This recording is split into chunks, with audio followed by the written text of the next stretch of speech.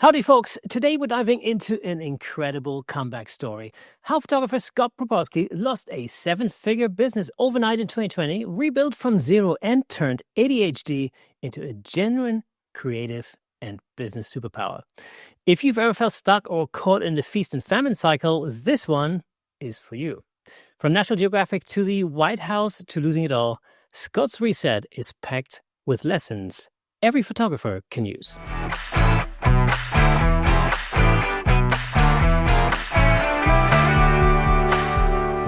So without further ado, let's give it up for today's guest, none other than Scott Proposki. Scott, man, how's it going? Hey, it's great. It's great to be on the show. We were talking about technology before the show kicked on. About you're in London. I'm on the other side of the pond in Boston, Massachusetts, and gosh, we can geek out on technology, and I love it. It's amazing. I know, it's incredible, isn't it? That's the thing. I mean, that stuff it still freaks me out. I've been doing this 200 and whatever, 80 something times, but it still freaks me out. It's pretty incredible, really. Scott, take us back to the moment when everything collapsed in 2020. What actually happened? Wow, yeah, right. I think a lot of people know exactly where they were. Well, maybe not a lot, but most people probably know exactly where they were. And for me, it was like it was yesterday. It was like yesterday to me. And we had a thriving photography business. Just launched a book called Camera Focused. Was on tour. Had an investor ready to collaborate with another company. And there was this word called the pandemic. And I was in my office with my team. I was writing my second book called Be Focused. And I was telling everybody, I'm like, I think this is going to be a global pandemic. I think we're all going to get shut down. And they all looked at me and they said, "You're not really going to put that in your book, are you?" What? I said, "I don't know, something." And I started to write about it. I started to talk to everybody in the office about a pandemic, and this could be a global, something globally, something big.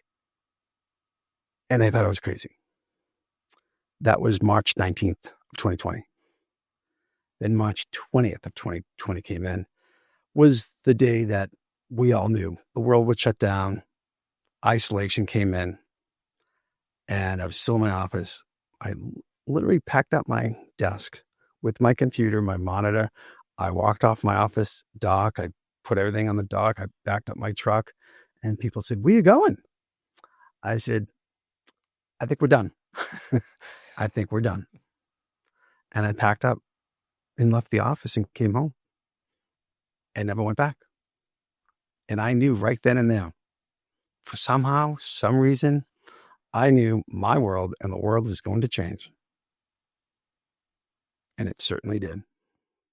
Yeah, it was a colossal change. A lot of things changed for, the worse. And of course, there was also opportunity in there. In fact, as I always say, like this podcast wouldn't exist had it not been for the pandemic. So that's, there are certain opportunities that I think that could have gotten, but the initial shock was quite a massive shock to the system.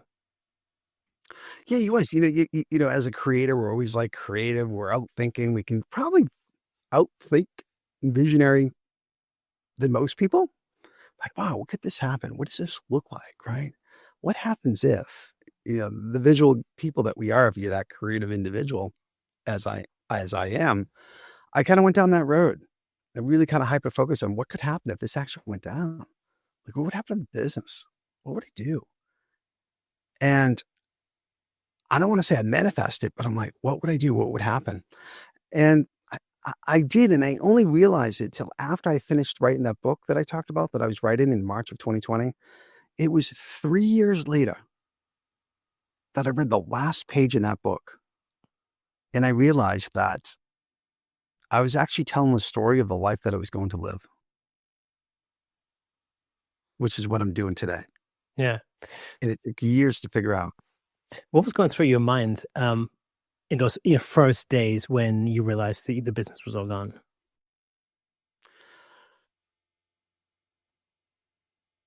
It took years to actually accept it, to let it go, because it was my life. I mean, I was traveling with in my early days, traveling National Geo as an event photographer, and that would lead to Time Inc. with Sports Illustrated. And I got a call with Microsoft. I was doing headshots for Microsoft for the corporation all around the country, and it would go to the next and the next. And then we grew it. And then I ended up at the White House with President Obama. It was like, go, go, go, go, go, go. And stopping was I never stopped. So the initial shock of just stopping for me was personally more traumatic to me. And if I'm not doing anything, I'm in trouble. I need to be hyper busy. I need to be really busy to be to do anything good. Otherwise, a lot of people like this. If I'm super hyper busy, I can do great things. That's, I had exactly the same experience, really, when the pandemic first hit. And it's a story I've told many times on this podcast, of course, but just for context, when the pandemic first hit, I was in Hungary at a conference shoot. And I remember, sitting with the AV team the night before we were due to fly back to the UK. And it was all kicking off in Italy at the time, right? And I think the first few cases had been discovered in the UK. And I remember saying to everybody, oh, this is going down. It's like, I don't think we're going to be working together for some time. Little did I know then that really I wouldn't see any of these guys for another, at least 2 years after that, But I remember, when I came home, and again, this was like, towards the end of March, there was a day when my phone didn't stop ringing, and it was literally every single call was a cancellation. All the conferences that I had booked for the rest of the year were all canceled. In the beginning, some clients were like, oh, well, maybe we can do it in the fall, maybe October. This is like a second conference season. But very quickly, all of that, that turned to dust as well. So, within a day or so, my diary was empty. And, you go through these stages of like disbelief, and self-pity to a degree. And then, for me, it was like, oh, right, I'm going to have to distract myself. And in came Netflix and, the Marvel movie marathon and all that kind of stuff. It took about probably a couple of weeks until we got to the point where I thought, like, you know what? I need to do something. Like, I need to make myself busy because this is crazy, Yeah. And really, that's how the idea of starting this podcast was first born, because there really wasn't anything else to do. Because, just like you guys in the US, we had very heavy lockdowns over here, isolation, blah, blah, blah. And, especially for the first, I would say, I don't know, it felt like it lasted forever. I think for the first 6 months or 4 months or whatever it was, we were allowed to leave the house for 45 minutes a day for exercise. That was it. You couldn't, there was even before they brought in the whole bubble system, you couldn't really, I didn't see my daughter for 6 weeks, I think, at the very beginning, once they couldn't make up their mind as to whether, parents that are separated could actually still, see their children and stuff like that. So in the very beginning, all this was like, nope. It was like, oh, shoot. It was nuts. But yeah. I guess the biggest lesson is I try not to, we go down these roads and now they're more like history stories and like, what'd you do? It's not a depressing story, right? It's more like, do you remember the time when, right? Exactly.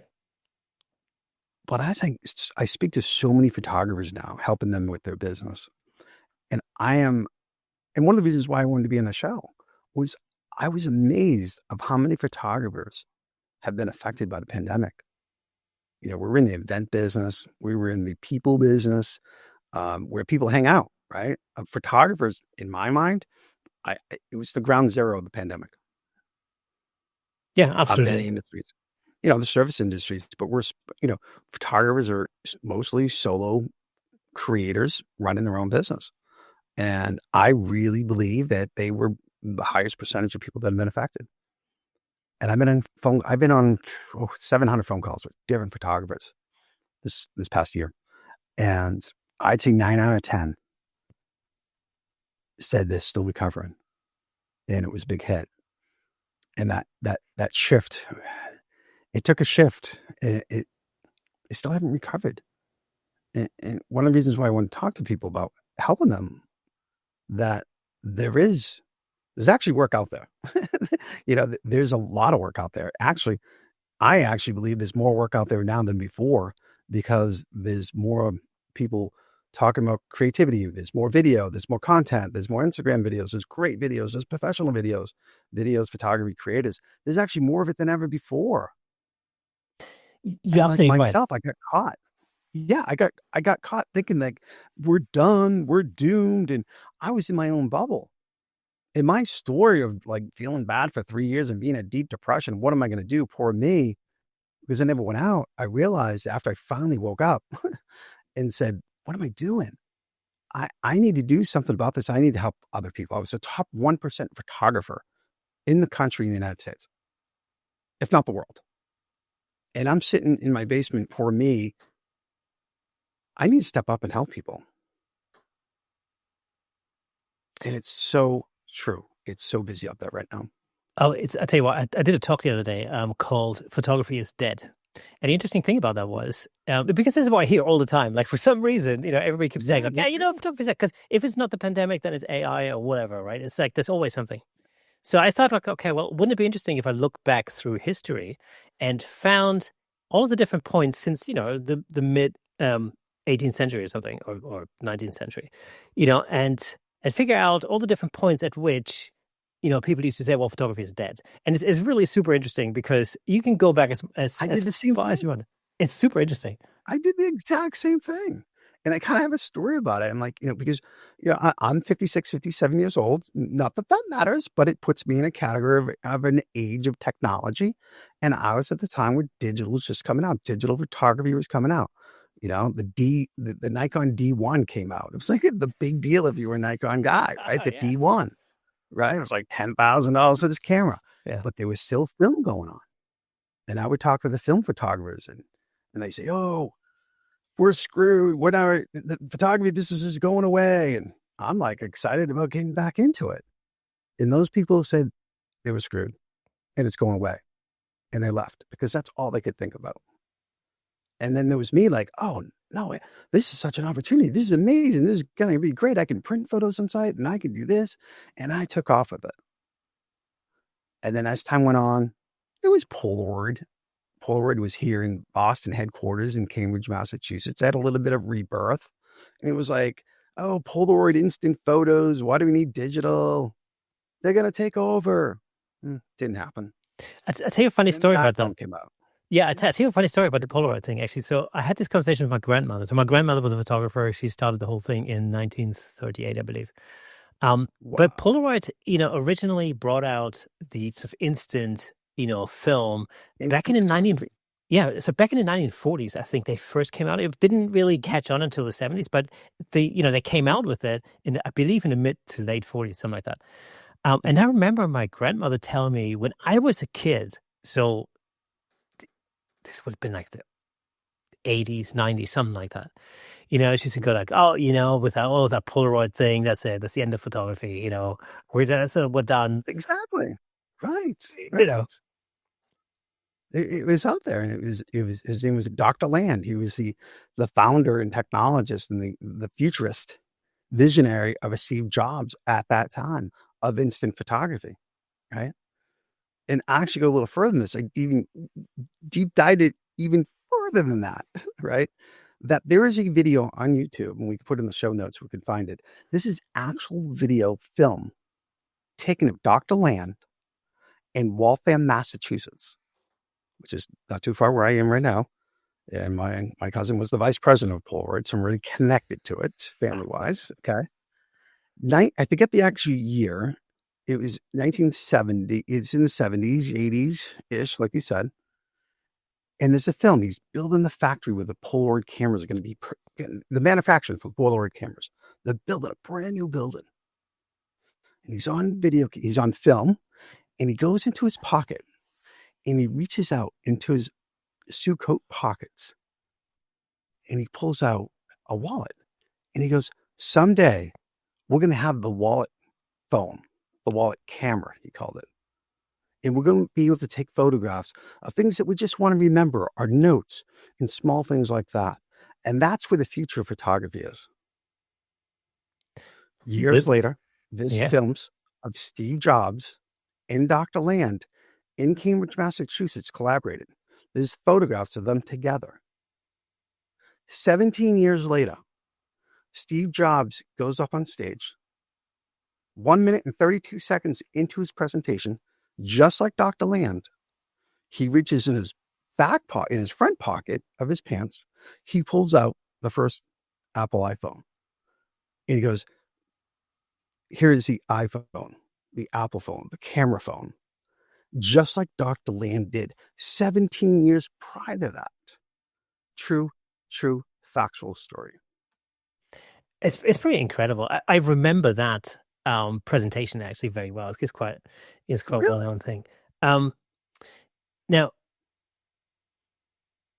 what was the sort of specific turning point where, sort of into the pandemic, where we kind of thought like, right, you know what, I'm done. I'm going to have to rebuild. Screw this malarkey. Let's get busy. I don't know, 6 months ago from today, and we're in 2025. I never gave up, and maybe there's a time in your life where sometimes you have to, the size of your business and what you're doing, we're substantial size, 52 people around the country, employees. You have a lot of investments. You got a lot of people. Got to think positive. We'll get through the next 6 months. But then the second wave came through in 2021, if you remember. Yeah. It was the second wave, actually, that came by that I said, it's not going to happen. It's not going to be able to come back. And it wasn't like I gave up. I accomplished what I did want. I accomplished amazing things for 20 years. More than most, but it didn't matter because I have imposter syndrome. I don't really see it that way. I really don't. And that was my biggest struggle, that you never feel like you ever got there. Right. What was the thing you missed most when it also disappeared? Was it the people, or what was it that sort of hit you the most, really? Be by yourself. There's something to be said about, people with ADHD. They call it shadow following.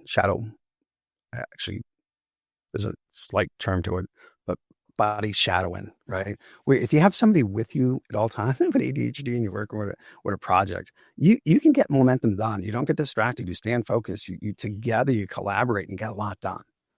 Well, not knowing throughout my career, I always would hire somebody to come with me. Always. Never would do it by myself.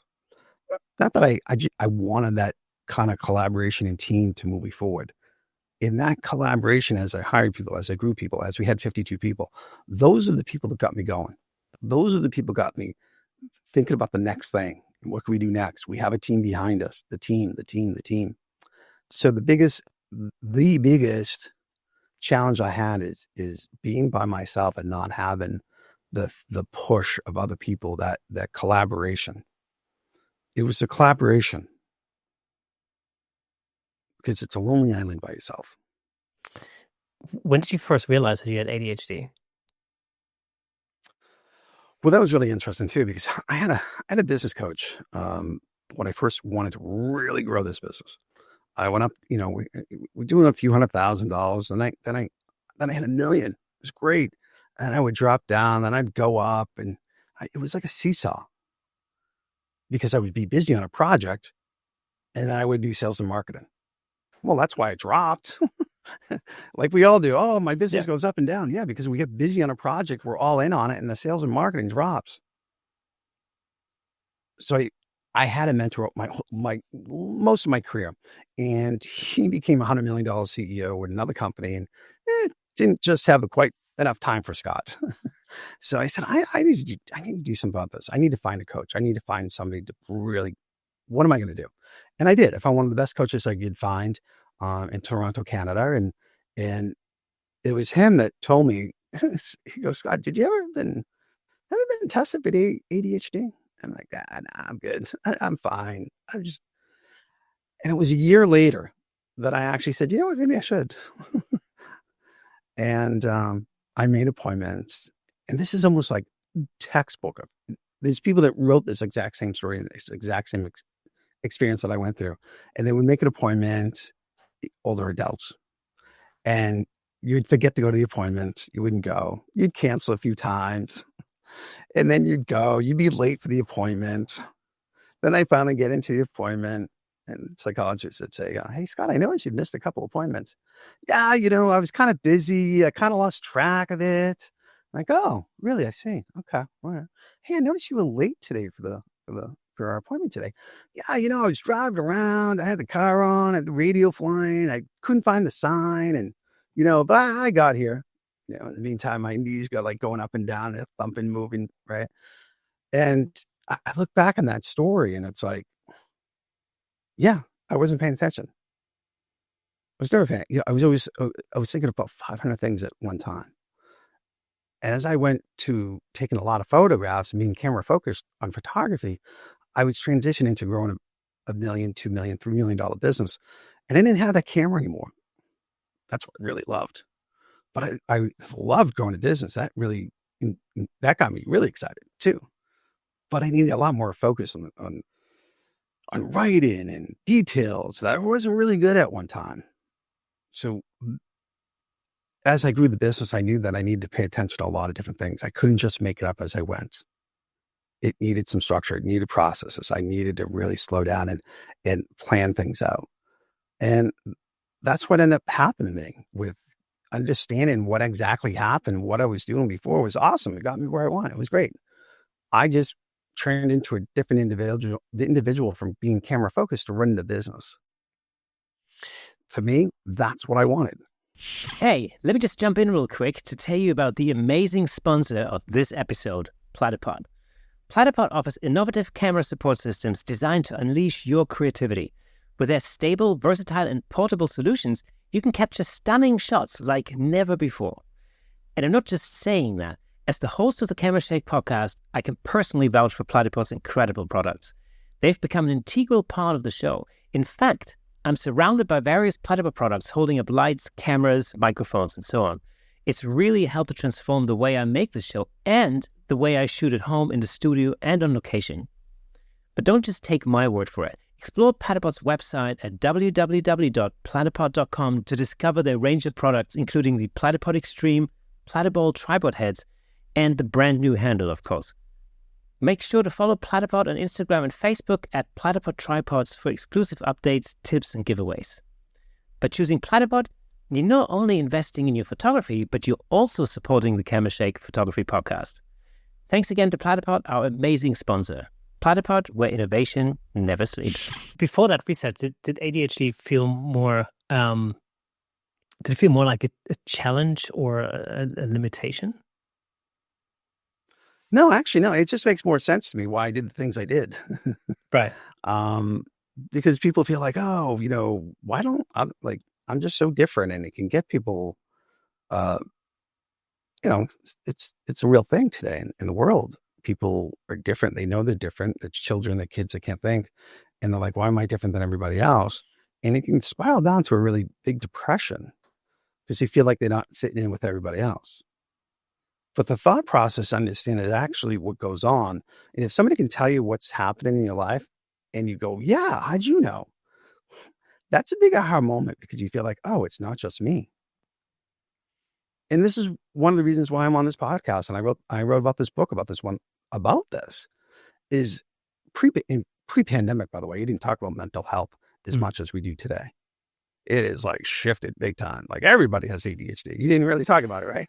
Yeah. As a kid, you're like, quiet, don't talk about it, And, it's not like that today. That has changed as well. Yeah, massively. My stepson is, he's autistic. So he was diagnosed with autism, I would say about probably 7-8 years ago now. But, before that, he was just, the weird kid at school, and so he would get bullied, and for him, initially that really caused, degree of depression because he always felt like you say, he felt like he doesn't fit in and, he sort of realized that he was different and, and of course, especially with, kids of that age, teenagers, there isn't necessarily a lot of open-mindedness or acceptance of, kids that are different. And so, he went through that. He had a really hard time at school. When we got the diagnosis, it actually, everything fell into place. There was a lot more understanding because now you had sort of a reason, And of course, as far as the system was concerned, a lot of things all of a sudden fell into place that weren't available for to him beforehand, like help at school, blah blah blah, and all the rest of it. All of a sudden, it just took that one piece of paper, which sort of in a sense is ridiculous, but it just took this official piece of paper that all of a sudden then allowed the school to put measures in place that made a huge difference to him. And I always, to this day, I always think, like, how come they didn't? I mean, how come they didn't realize that before? It was so obvious. He's not. I mean, is it? It's so obvious. It's so obvious. Exactly. I said the same thing. It's so obvious looking back at the little things that I did. Not a big deal, but it is a big deal when they add up. Yeah, absolutely. So what changed your view of ADHD from obstacle to superpower? Because that's what you mentioned. I believe, this is what I believe, that creative individuals are creative and they see things quite differently. And that's a superpower because we need people to think differently. There's people that are very analytic in details. There's creative people. And this is actually what makes up the world, right? Yeah, exactly. So it really, I mean, we're doing this podcast and we're creative. We're writing different books. So there's a lot of creative people. And if that creative people is, call it a label, call it what you want. But that's how we think. And that's other people are great at, analytic, and they should be a CPA and they should do that. That's awesome. We need that too. It's just the way people think in a category. Label it, doesn't matter. It's just a way to explain it in words. To explain it. This has water in it.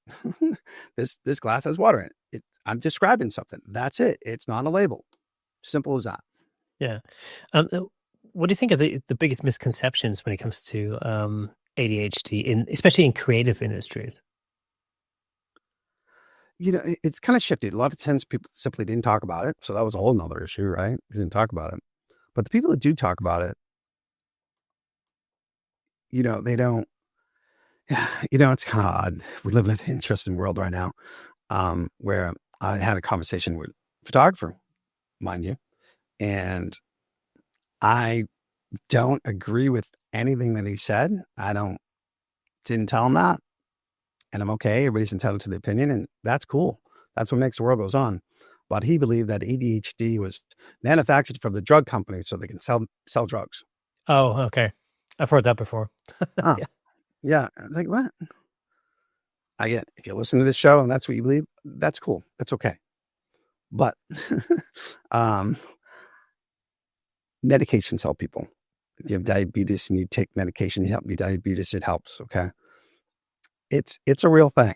And it's a diagnosis for everything, either a mindset, psychologically, profiling over humans over hundreds of millions of years. Believe it or not, you're not the first person to tell your story to your therapist about X, Y, Z, and ABC. It's almost textbook. They've heard these stories in history and time again, and they can track what worked and what didn't, how they can help people. So if you're willing to be open-minded, just like a business coach, and believe in somebody to help you that has been there before, they can help you. Just like coaches in business, coaches, psychologists, they're coaches, they're mindset coaches. But you have to be open-minded to it. If you don't believe in Santa Claus, as they say, you have to believe that. And actually, I'll back up a little bit, because these are the two things that people have to overcome to work with me as a business coach in photography. There's two things. If we can get over those two things, I can help anybody. And the first thing is, do they believe that I can help them? And the second question they ask themselves, do they believe that they can actually do it? So just like a psychologist or anything else in your life, if you can believe that person can help you and you can believe that you can be helped to do it, you're on a good road. You're going down a good path. And you have to get through those two challenges first to even to begin anything.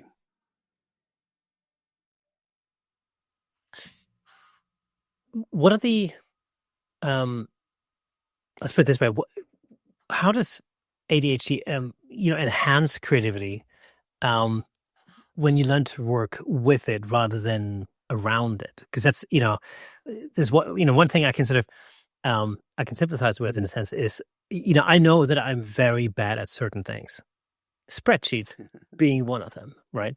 And it took me a long time to really accept the fact that there's just certain things I'm just simply not good at. Other people are super awesome at it, looking at small details on spreadsheets, fantastic. That's just not me. I'm really good at the creative side of things. I'm sort of an ideas guy. Um, the minute detail, not so much my thing. Over the years, I've learned to you know move these things out of my what's the word, out of sort of my immediate sphere of influence, so to say. There are things that I just realize I'm not good at, and I outsource that to other people. For example, that's kind of how I deal with my own inabilities, let's say. Um, but what was your approach to that? Like, how did you what did you do in that respect? Yeah, no, it's like you're exactly right. And what I call it is, it's not how we do it, but who. It's not how, but who. How do I do this? Well, let's reframe it. Who can do it? Yeah, exactly. That's it. Just reframe it. Yeah. And it's one of the reasons why I grew the business, because it was more like when we had a small team, we had an event to 40 locations around the country. It's like, Scott, how are we going to do that? It's, well, we're thinking differently. We have to think differently. Like, well, who's going to do it? Let's think about that way. And we did. Let's find the who's to do it. Yeah. And we did. Have you noticed any patterns that photographers with ADHD have in common? Creative patterns or something that they often share? Is there something you've noticed in that respect? Yeah, it's tough for me because I want to say something to somebody, but I can't. It's not the right thing to do. It's not polite, right? It's not. I can't say that. But living in, I always say, you need to be one to know one, sort of thing. The number one reason why not one of many, but one of the most important reasons why I grew my business so big, so fast, was that I could hire the right people. In any business, and any CEO of any big company will always say, if you hire the right people, your business can grow. It's hiring the right people. And I could tell who was creative and who was not. I could tell who could do the jobs in photograph pretty quickly. And those are the people that I would get on the phone with, that we would have 50 conversations in about 3 minutes, right? And I could keep track of all the conversations in that 3 minutes, just right with them. And we would continue. That was exciting for somebody to be on the other line with somebody that really got them, that could really talk to them. Wow, this is great. It got to the point that most people didn't even ask how much I was paying. They just wanted to be part of something bigger and great. And pretty much everybody I hired had that sort of mindset. There were multiple conversations that I could keep track of them. They would thrive in that environment, because perhaps they would try other jobs, and it was more analytic type jobs, and going to the HR and asking them detailed questions. And they probably didn't do well in those environments, going for a job and sitting down with HR and thinking about sitting in a cubicle somewhere. That experience, most likely. Yeah. And then they have this opportunity of somebody say, hey, we're going to be working for HBO and Games of Thrones in 40 different countries around the world. You want in? Yeah, they got wow, yeah. Those are the people I knew, and I could hire because I knew they were creative. I knew they could do it, and I could communicate with them quite clearly. Okay. If you're a photographer out there and you feel like you have ADHD, what is the one thing you should stop doing immediately? Anything you don't like. Sounds good to me immediately. Anything you don't like. I mean, don't find out who can do it for you, because we get caught in, some people call, oh, you're procrastinating. You don't want to do something. You're thinking about it. Well, you're probably procrastinating about it because you don't have all the answers. You haven't actually going through your mind. You're like, I could do this, I could do that. I got to send this proposal up, but I haven't done it yet. I'm procrastinating on it. Because perhaps you don't really know what to write in the proposal. And so when I find myself being procrastinated, it's something that I don't know, which is not helping me move forward. Which is But incidentally yet where ChatGPT comes in very handy these days. right? It just, well, this is people say, oh yeah, it's taking away photography. They're going to take over the world in photography. Another lesson we were talking about: film, Polaroid camera, the iPhone. AI is going to take over photography. I'm thinking, well, for the past 4 decades, I've heard the same story. Yeah, I'm going to say no, no, it's not going to happen, and it's just only going to help improve the business. Digital helped me improve my business in photography, where I actually take photos and print photos in minutes because of digital. I can move faster and really better, right? Same thing. We're being with the right proposals and move faster and get more jobs and because now we have to put out more conversations. We have to put out more proposals to get more jobs. The mathematics is up there now that we need to do that. And in order to do that as quick as we can use AI and update it and update and update and continue to reach out. Adjust another tool as photographers can help them grow faster. It's AI is not bringing it out, and it could help you bring you forward. Exactly. I mean, incidentally, I've just landed 2 proposals, only just really in the last week, that I put together through, with ChatGPT. And even when the client was pushing back in like wanting, discounts and blah blah, when they were talking about money, I actually worded the responses in ChatGPT in such a way that they immediately agreed to like the value added response rather than kind of the price. And both times it just worked completely seamless. There was no long back and forth. It was unbelievably easy and very, very effective. Because it wasn't the emotions kicking in that normally we do. Exactly. The tonality of our voice, we'd say, what do you mean you want a discount? I'll tell you, Yes. I'm the best. Exactly right. Yeah. Well, that ain't going to go too well. I'll tell you that right now. Yeah. So it took the emotions out, and it was a filter. It was a filter to be able to actually have people, oh, I see that point of view now, right? And that's what great salespeople can do, right? They hold their emotions back, the tonality, right? And how they persuade people that this is a better product versus XYZ and ABC. And that's a lot of things I do with a lot of the members here at Camera Focus is the tonality and the conversations to not think so quickly and have that it's all about me mindset. It's not about you. Actually, honestly, I don't really care about you. And take that away, take the emotions away and think of it much differently. How can you separate things? How can you be much different than everybody else? How can you create a product that's so different and maybe add your story into the selling process, right? I call that selling without selling, and good stories can do that. I was a graduate of Donald Miller, the Story Brand book. He has a certification program to be a story, a coach to be a story brand guide. So it went through the whole program, loved it. And it's about creating a story for yourself that separates you. And I just did it at the beginning of the show. I sold myself without selling by bringing up stories of the time when I was at the White House, this happened. Or this reminds me of the time when we did a tour with HBO with Games of Thrones. We had multiple people. So yeah, we could definitely handle this multiple locations. Matter of fact, when I did it, XYZ, that's just selling without selling about bringing my credibility to like I've done it before. Yeah. But I didn't say it like, well, I worked at the White House and I'll tell you I can do anything. No. Right? Yeah. I mean, the other thing, of course, is for photographers generally is, I think a lot of people are trying to find the right client. And there's a lot of talk often about, finding, let's say, premium clients, for example. What does that actually mean? And how do you do that? How do you shift your clientele to, let's say, more premium clients?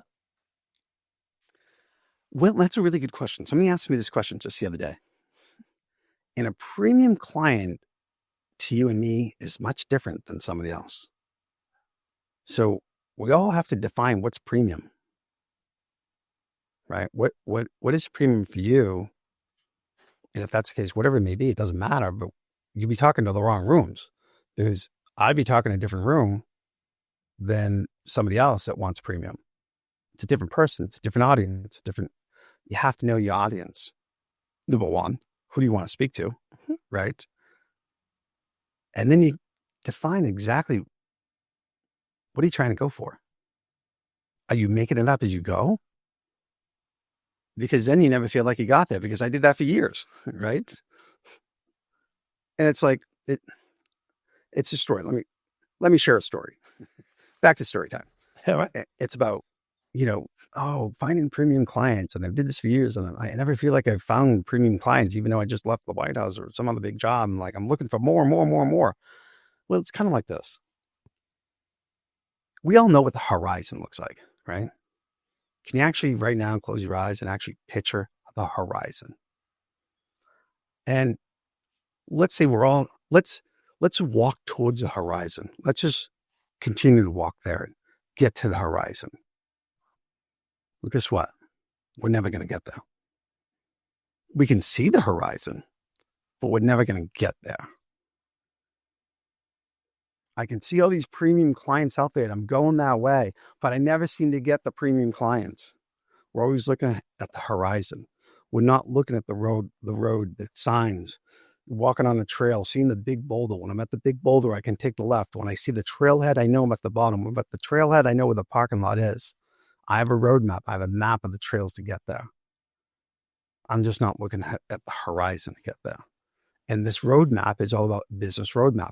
Where do we want to go? Well, I need first 10 clients' weddings. Okay, fine, great. How do we do this? Okay, let's get here. Let's get there. Let's go there. And it is a roadmap. And that's where you find your premium clients. I mean, one of the things, I think one of the... Does it make sense? Yeah, it makes perfect sense. And the thing, I'm just thinking about that. I'm thinking about what you just said, and I know that, having spoken to lots of other photographers and, being in touch with lots of, people who listen to the show and so on. I know that one of the biggest fears when it comes to moving, from your existing client segment into, let's say, a more premium client segment is the raising of prices. I think that's sort of one of the first, because I think the sort of fear in the back of your head is often like, well, if I raise my prices, then I'm going to lose all my existing clients because I'm going to price myself out of that segment. Yeah. So what, how should you go about raising your prices, and what mistakes do people make when they raise their prices in their business? Interesting mentions. I had a member, he's in the program a few months, and he says, Scott, I'm out. I'm not going to be able to, I can't get where you say I'm going to get to. I'm never going to get there. I said, what do you say that for? Well, I'm running out of time. Okay. I believe that any goal is accomplished. It's the timelines that we give ourselves. What'd you give yourself? 30 days to land 14 premium clients? Like, what was the time limit? That was number one. He goes, oh, that's a good point. And I have a whole program. It's a program. I don't make it up as I go. And there's certain things that I bring to the program right out front. And the very first thing we do is identify the products. What are your products? What do you serve? What are you selling? First thing we do, number one. The second thing we do is do research on your competitor. Not that you want to copy them, just to find out what else is out there. And I got a deep dive program, exactly what does other people do, how much they cost, what's happening, whole workbook, worksheet, work framework to find that out. And I'm like, okay, so what? Well, he didn't do that part. And then one day he calls me up, sends me a text and says, hey, what should I charge for a law firm that wants to do headshots for, they have 4 people. And I gave my number and a price. Basically, I went to my own worksheet, I cut and pasted and said, try this. And he goes, well, what happens if, I really want the business. What happens if I lose it? Is that price out of the marketplace of what they charge? And I cut and paste week 2 of the program and said, well, now I know you didn't do week 2. Because if you would have done that workbook and done that research, that question wouldn't have came up, right? So there's a lot of people want that one answer, that one magic answer. Hey, what do I do to get premium clients? What do I do if I raise my prices and I don't get the jobs? Well, it's a strategy. You got to do your homework. What you just said, you're making it up as you go. So in other words, you're asking me if I make up a number and I don't get it, how do I know it's the right number? Well, you made it up. I, And yeah, pricing is a very it's a flexible thing. strategy. Yeah, exactly. And pricing is a very flexible thing Skill, anyway. time. Exactly. It's the sales script too. How Yeah, do you handle the objections in the sales scripts, and what's the product that's included in your product? Do you have other things that are you just saying I deliver? It's $125 an hour and you get 4 images, or you're offering the complete solution that will set up in a mobile studio at your location at 100% success rate, and you'll have no worries because the time how are you presenting this? If you present it in a very high end, high quality sort of fashion, you're going to demand more prices. But that takes the knowledge to know that that's what you want to do. And that's not a ChatGPT thing because you don't know what you don't know. yeah, that's the thing. And again, it's pricing is it's always flexible anyhow. This is the thing. Like it's very difficult to just generally. I find that pricing is sort of a thing that you massage, and it's not necessarily always fixed or set in stone. Um, Yeah, to that point though, I actually figured out if you can show the gap. I was doing a job here from the New England Patriots. I still do some photo shooting as well as helping consulting with clients. I do it to make sure I'm out in the marketplace. I know what's going on. And right now, currently, the New England Patriots are number one football team, and there's a lot of hype going on, and I have a current project going on with it. And we're doing hundreds of photos of people at this particular event. And what I wanted to show was the gap of if you pay me $10,000 through this program, which is what it is, not that that matters, but here's what matters. Here's why that price seems reasonable, because they got 15,000 people going to this event. And what's going to happen is everybody's going to get a photo of whatever they're going to do there. And there's going to be 0 complaints. And everybody's going to walk away with a digital copy or printed copy, and they're going to have souvenir prints. And the next morning, when the marketing team comes into the office, you're not going to get one call. I didn't get my photo. It wasn't good. It wasn't that. And we're going to coordinate the line. We're going to make it all work.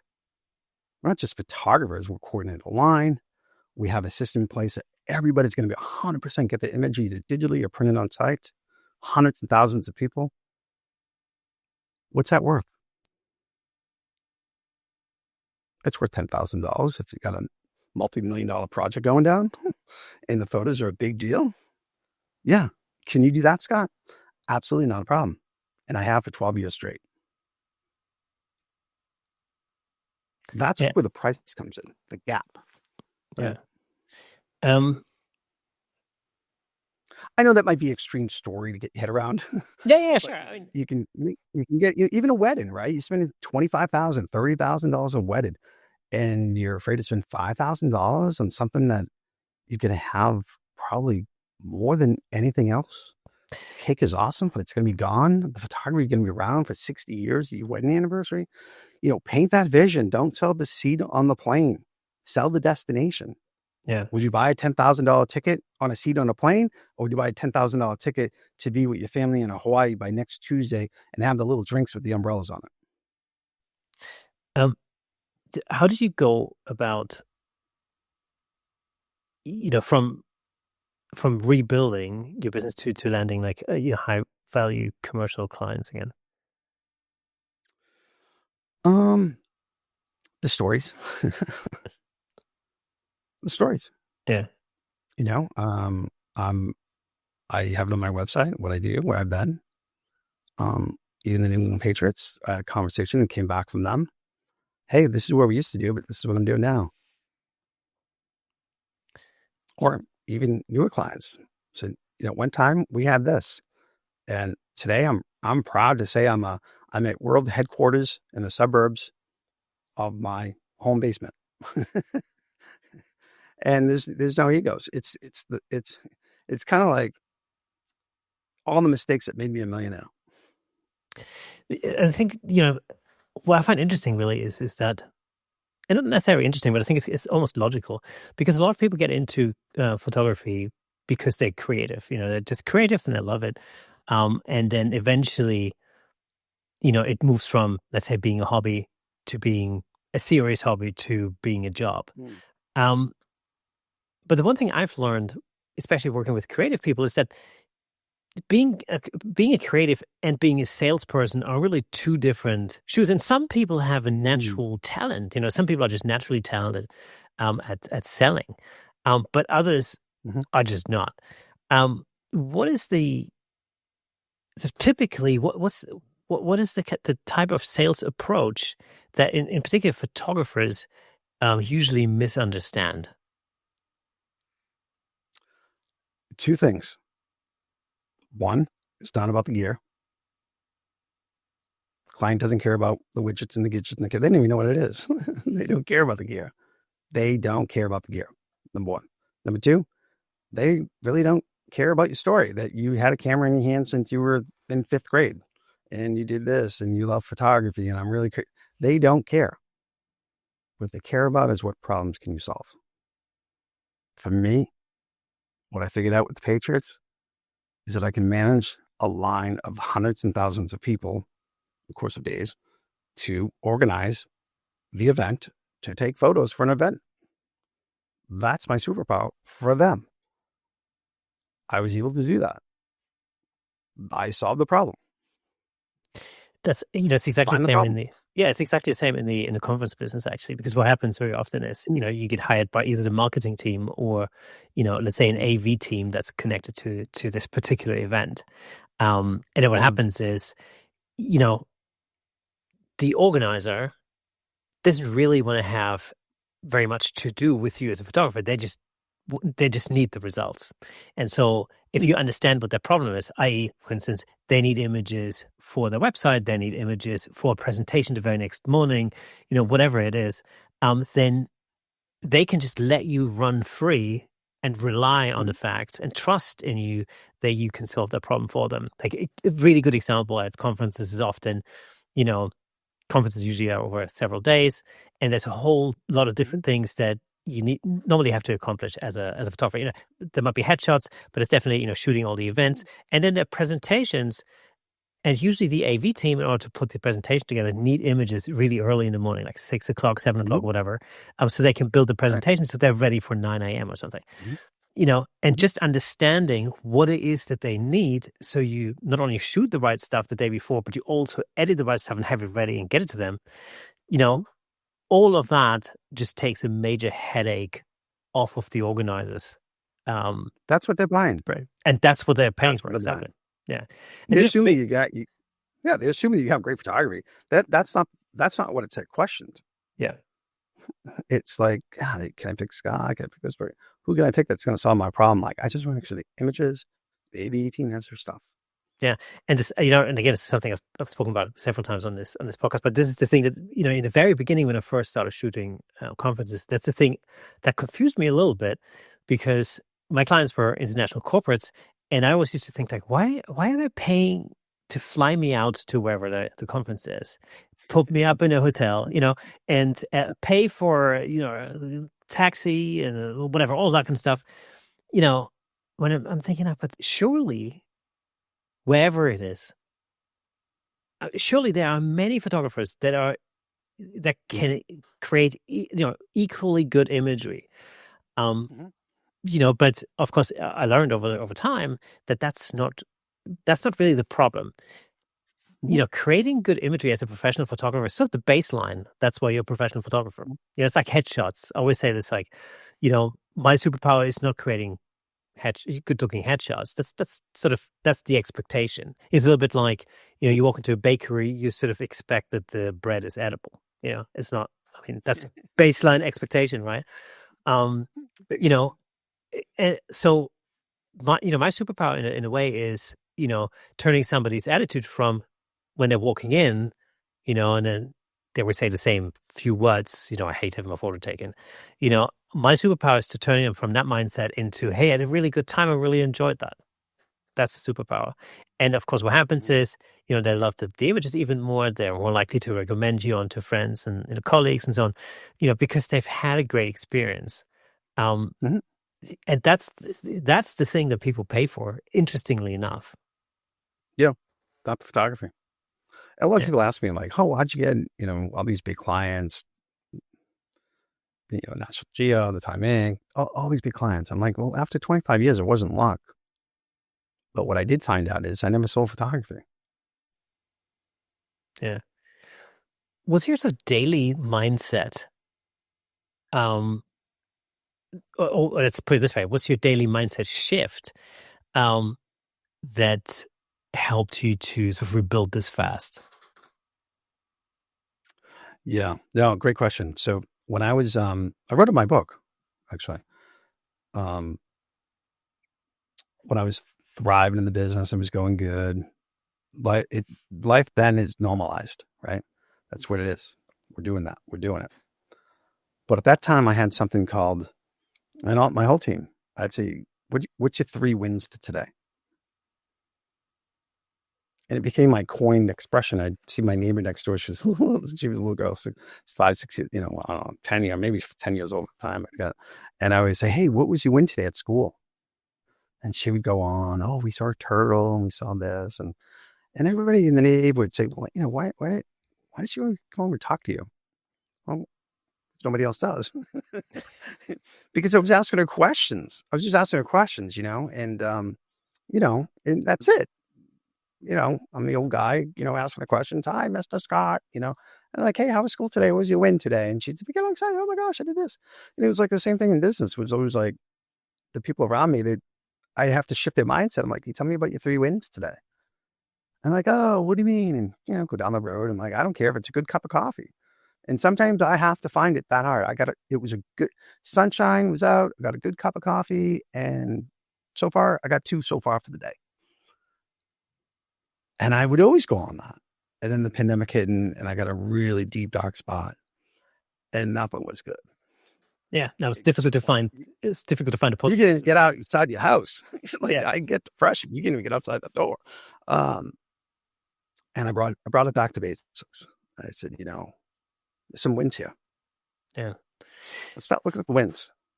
The one thing we did, again, I've sort of mentioned this several times on the podcast, but when the pandemic first started, when there were still a lot of unknowns, nobody knew what this thing actually was.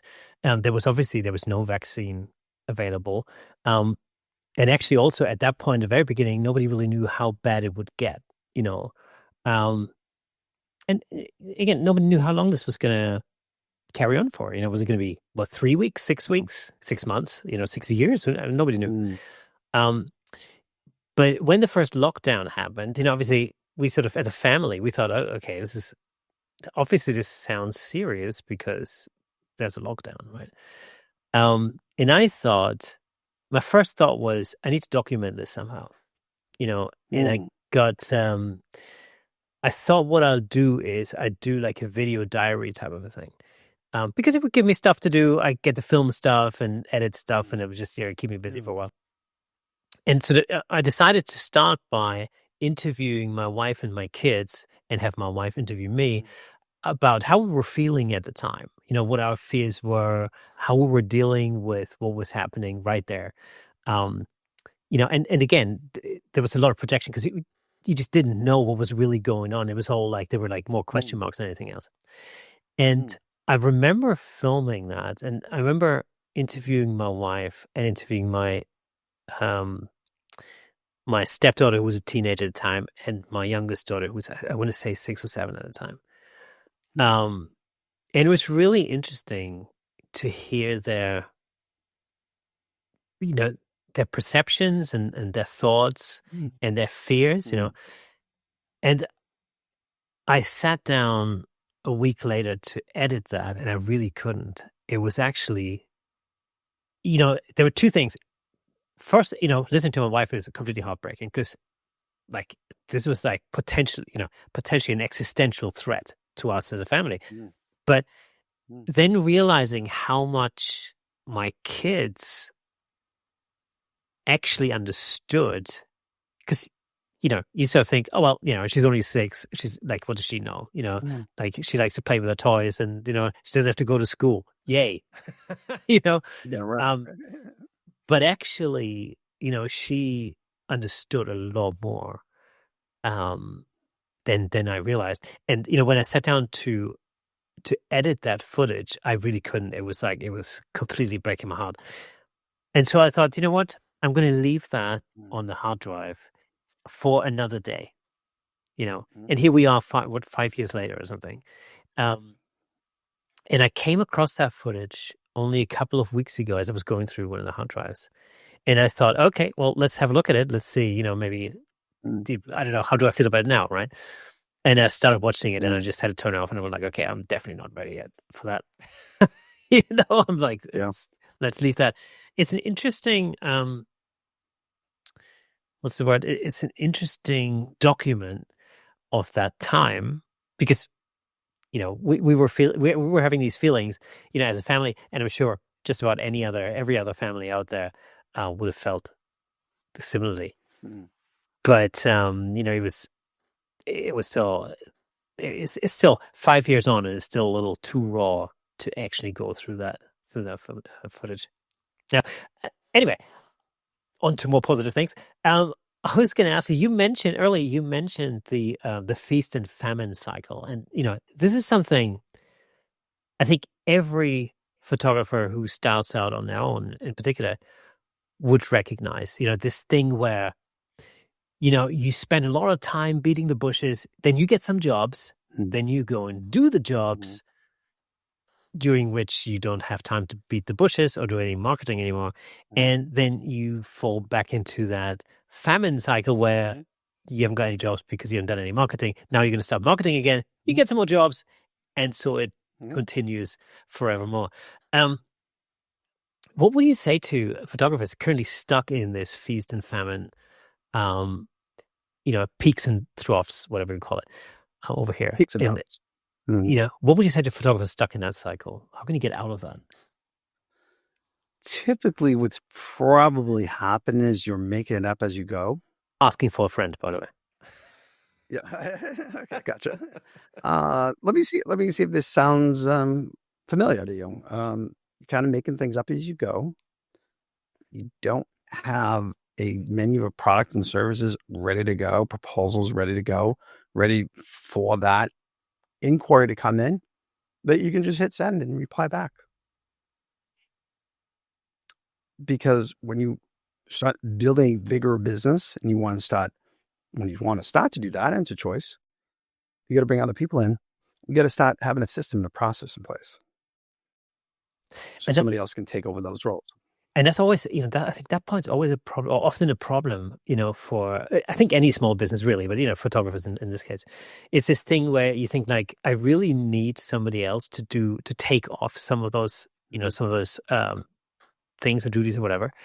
But I can't afford to do that because I can't pay somebody. Um, I think that's a rut that a lot of people get stuck in, where they kind of go, I really need somebody else to help me, but I Mm. just can't. I just can't afford to pay somebody else. How do you get over that? Well, a lot of times, maybe we're asking ourselves the wrong questions. Is it really because you can't afford to pay somebody, or is it you don't trust anybody else with it because only I can do it better than anybody else? That's a huge problem, especially for me, for sure. You know, so you got to reframe the questions you ask and the stories we tell ourselves. Because if we actually put together the material that's needed so good that most times they can do it better than me.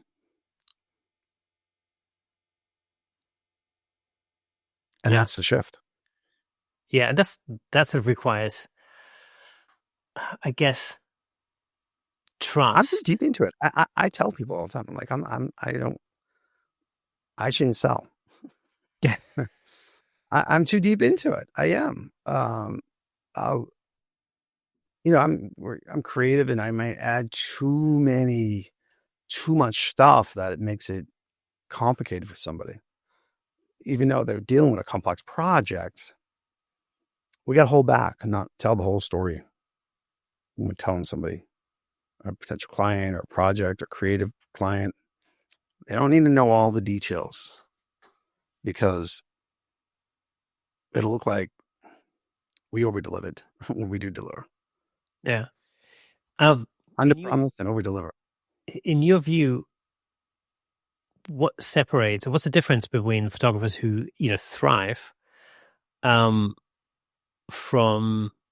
people who give up? What's the main difference between those? There is very, very clear separation between the two.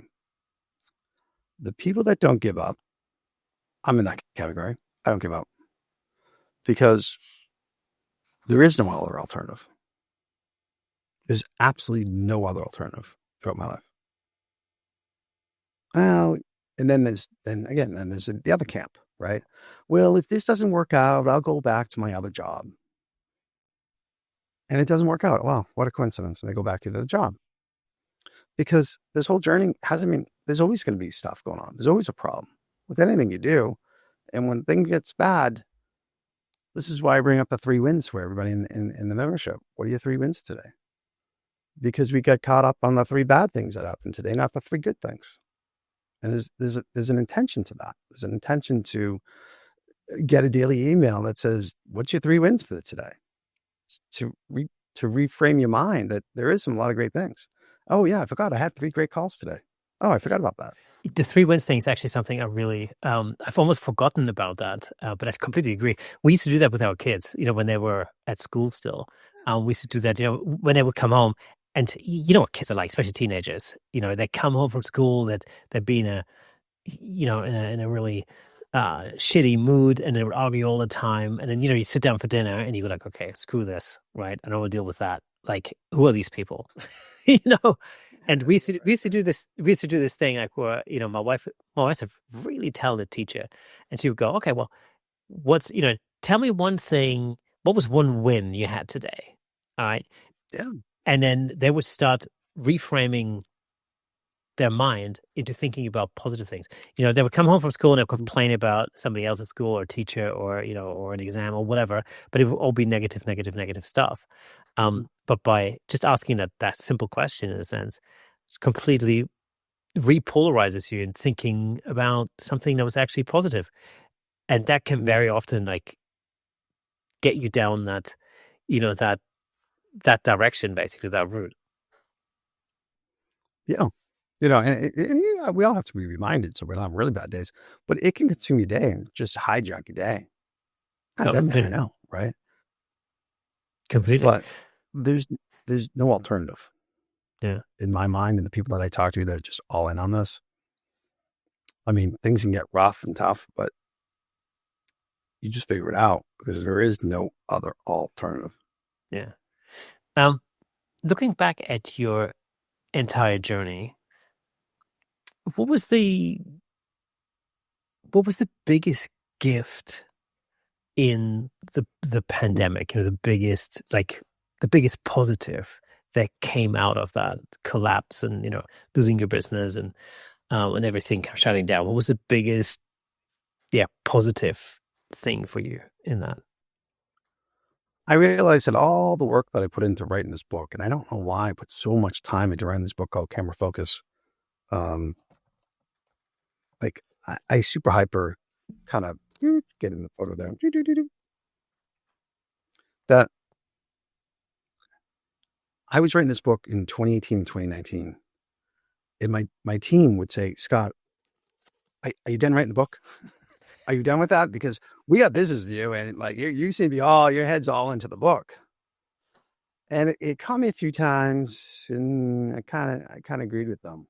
I'm like, I did super hyper focus on this book, and it meant everything to me. But and of course, it happened. Yeah, and of course, the link to the book is going to be in the description below. No matter whether you're watching this on YouTube or whether you're listening to the audio version. So if you're interested in Scott's book, Camera Focus, make sure to check out the description below. All the links will be there. Scott, before we finish up, I usually go through a quick fire round. 6 questions, quick fire. Let's go. What's one piece of gear you cannot live without? Um, my iPhone. Good answer. Truly is, because if we can get all the customers and reply back, there is no work, right? That's very true. Um, there's personal interest, coffee or tea when you're editing? Coffee all day long. All right, cool. It's the right answer. What are you saying that? Because I'm a complete coffee nerd, and I live in a tea country, which is extremely depressing for me. True. True. I always say this, to my wife or clients or any relatives who when they ask me to make them a cup of tea, I always say, look, man, I am the world's worst tea maker, right? If you want to take that chance, all right, fine. Um, what's the best advice you've ever received as a photographer? It's not about me. Very good. It's not about me. That's classic. One thing you wish photographers would stop doing immediately? Stop going on Instagram talking to other photographers of all the cool stuff you do. Because all you're doing is wasting your time editing great videos. You got 50,000, 100,000 followers. But I got to tell you, if you're listening to this right now, all you're doing is you're not talking to the check writers. Yes. And that's precisely not talking to the check writers. That is precisely why I'm so crap at social media. But if you're listening to this podcast, then maybe this doesn't matter. Anyhow, what's your favorite? Does it make sense though? Don't speak to the check writers. Don't speak to the people that aren't going to write you out a check. Well, exactly. What's your favorite place you've ever photographed? Well, I did enjoy the White House for so many different reasons, non-political at all. But at the time, I'm a beekeeper. I love beekeeping. Oh, wow. It's my hobby. Yeah. It keeps me focused, because if I focus on anything else, I'm going to get stung. So it keeps me hyper-focused, right? I wrote a book about it called Bee Focused, actually, as well, during the pandemic. It was nothing else going on. It's a metaphor about corporate America and the virus and bees and so forth. But I went to the White House and they had this massive beehive. Oh, really? That's interesting. In the North Lawn. And I had to go on and read about it afterwards. Like, why isn't anybody talking about this? And it was just like a hive on steroids, like multiple layers. And it was really big. It was like monitored and watched. And they would take the hive from the hive, and they would use it for the guests. And when they had special events, they'd have honey, they would use the honey for the events, and they'd give it out to certain people. And it was just more of a Michelle Obama thing about having this beehive in the North Lawn, but I really don't think anybody knew about. And I thought it was just really cool.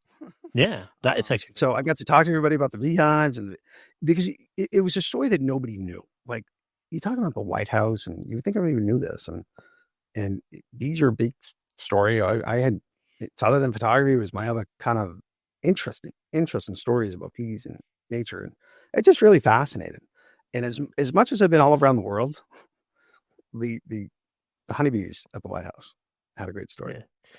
Yeah. I always love this, when there are places that you think really well, like the White House because it's on TV all the time, or or something like the Houses of Parliament over here in London, for example. Because again, you see it all the time, you read about it all the time, and yet there's so many aspects to that that you just have no idea about. And one of the things I learned recently was that apparently the Houses of Parliament in London are so old that they're really not fit for purpose anymore. That stuff's been fixed and patched up for over centuries, and basically the building's falling apart. And so, really, what they need to do is they need to move everybody out. And I think I've read something. It's going to take 5 years or whatever, 5-6 years to actually refurbish the whole shebang. Apparently, they have a department, or like a crew of people whose job it is to check the basements for leakages, for water leaks, because it's so bad. The whole thing is so bad. I wouldn't mind photographing the underbelly of the Houses of Parliament, just out of pure interest. Like, Parliament's artifacts for the art. It'd be incredible. I know, right? That'd be cool. All right, last question. If you could photograph anyone living or dead, who would it be? Huh. Interesting, interesting, interesting. This is gonna sound a little, probably wouldn't think I would say this, but Michael Jackson. Okay. Because I did photograph Michael Jackson. I was working for Fox News Corp, and he lived in Chicago, Illinois. I should say Illinois, and he lived an interesting life that when you were there with the news and the perspective never, it wasn't the real story. Yeah. Being there and seeing it myself was never the real story. And it was just an interesting story because here's a big story. He has vitiligo, I have vitiligo, and a lot of people, why he turned white, and he had a disease. It had skin disorder, I should say, not disease, disorder. I have it myself. And this is why he wore the glove and some of the things that happened and just different stories that happened that I got into because I was part of that team to take photographs of Michael Jackson. And it was really interesting. It was unfortunate that he passed. And I'm not going to change course history, but at that time moment, there was some real stories of that the news just changes and the perceptions. And the other person was Robin Williams. I worked in the movie premiere, Harry Potter. Right. When it came in the United States, the premiere that came out, the first premiere, they had in New York City, and I was one of my very first jobs actually for Time Warner, and Robin Williams went to the event with his son, and we're doing photos. We're taking his photos. We just had a good conversation, and I took his photograph. It was him and I, and it was years ago, 25 years ago now. And I was writing my book in 2018, 2019. I look back at that photograph, and at the time we talked about ADHD and mental disorders, and I was researching a psychologist. And what I noticed in that photograph is that it was April. It was springtime, mild weather here in New York City. And he had this winter coat on, heavy winter coat on. Okay. And he wasn't smiling at all. And there's something to be said about that. Like, why did, there's a lot more to unpack there, but to be just inside in a building at an event at a movie premiere, and he has this really big, heavy, thick winter coat on, and he's just not smiling. Yeah. I think I was quite shocked. I remember feeling quite shocked when he passed. It's really not something I saw coming at all, And then finding out more about it was really, and again, it just brings us back to the whole like mental health, part of it, where luckily we're much more aware of that now. Back then, it would have been much more of a stigma. Oh, by far. But even look at the photograph, the story. Look at the photograph. Tells a story. 25 years later, of a photograph I was in that I really didn't share with anybody. To be honest with you, I didn't really share. It was a great photo of me and Robin Williams and the staff and the team. It was great. But there's a bigger story there that, only I can share and I got in my mind. But if I had to go back, I'd love to sit down and talk to him and say, do you remember the time at the movie premiere for Harry Potter? Because it became a heck of a big series. Let's face it. Oh, it was yeah, one of the pinnacle movie premieres I could ever been in my life, not knowing at the time. To be there at that day one at that movie premiere, to be a photographer was quite incredible. Yeah. Incidentally, they're filming the Harry Potter TV show about 3 miles from here, from where I'm sitting at Leavesden, Warner Brothers Studios, which is incredible. Warner Brothers. Yeah, so Warner Brothers Studios are literally about 3-4 miles from here. So where I am in West London is basically, it's also known as the British Hollywood, because we have Pinewood Studios down the road one way, and Leavesden, Warner Brothers the other way, and there's a whole bunch, there's Elstree Studios, a whole bunch of other, a lot of huge movies have been made in this corner of London. So including Star Wars, Indiana Jones. The list is absolutely endless. James Bond movies, whatever. And of course, all the Harry Potter movies were predominantly made at Warner Brothers here. There's a park, maybe 10 minutes drive from here, called Black Park, and it borders onto Pinewood Studios. And it's really cool because They do things like tours through the park, because whenever there's a movie that requires forest scenes, they just, rather than, I mean, if it's just a simple like, oh, we need a forest with lots of trees, they basically just roll all of their production gear out through the main entrance or the main gate into the park, and then they set up their film, right? And so you can walk through the park, and there's like copper plates on trees, and it's like, oh, this is where they shot Harry Potter and the Philosopher's Stone or whatever, and this is where they shot, some other movie, and it's super interesting. Yeah, it's one of these, little things. Anyway, Scott, it's been an absolute pleasure having you on the podcast, being the guest of the Camera Check podcast this week. Thank you so much for taking all the time and talking to us. No, always like to spread the word and keep people positive that we're just in a shift, the next evolution, and just be ready for it. That's it for today's episode. I hope you enjoyed our conversation with Scott Proposki. And remember, if you're interested in his book, Camera Focus, then make sure you check out the description below, where you find all the links. Well, that being said, if you haven't already, make sure you join the Shake Squad over at cameracheckpodcast.com so you don't miss the good stuff we've got coming your way. And if you'd like to support the show, hit like and subscribe. And you can buy us a coffee, of course, over at buymeacoffee.com/camera. It's all about coffee, this. So buymeacoffee.com/camerashake. It helps us keep bringing you conversations with the world's best photographers out there. So thank you so much for hanging out with us today. I'm Kirsten Nuts. This is the Camera Shake podcast, and I'll see you next Thursday, right here, right now. And again, for another opportunity to shake things up every Thursday. See you next week.